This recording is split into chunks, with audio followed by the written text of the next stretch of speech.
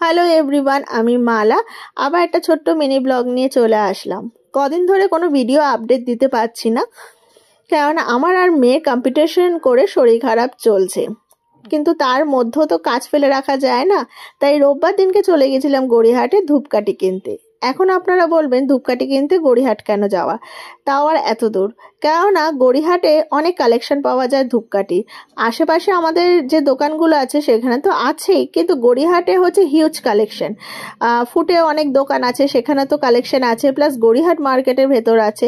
তো আমি গড়িয়াহাট মার্কেটেই গিয়েছিলাম ধূপকাঠি কিনতে।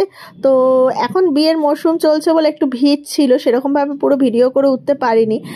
সব বিয়ের কেনাকাটা চলছে, তো তার মধ্যে দিয়েই আমি ধূপকাঠি চয়েস করে নিয়েছি। তো আপনাদেরকে দেখাবো যে কি কি ধূপকাঠি নেওয়া হয়েছে।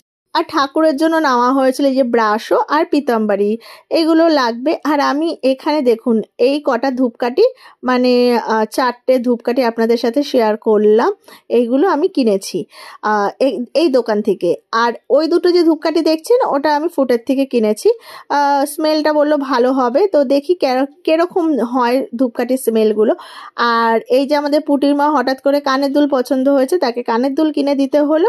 আর আমার ছোট পুটি দেখুন কানের দুলে মাঝখানে ঢুকে যাচ্ছে, যে কি করবে ও বুঝে উঠতে পারছে না। তারপর আসার সময় তার আবদারে তাকে কিনে দিতে হলো মার্শম্যালো আর এই যে ছাতা লজেন্স। তো এইভাবে কিন্তু রোববার দিনটা আমরা কাটলাম। Bye bye everyone.